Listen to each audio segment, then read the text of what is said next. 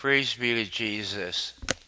Cardinal Burke warns upcoming youth synod may release new storm in the church.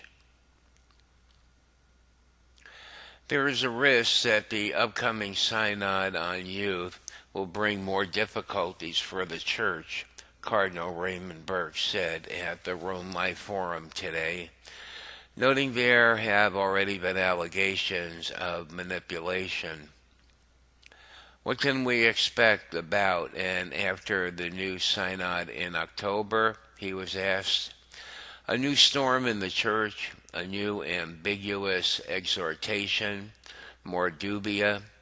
I think simply from a point of human reason and also from the point of view of Christian morality, if those who organized the synod in 2014 and 2015 have not had a conversion of heart, I think we can expect more difficulties, the Cardinal responded bluntly.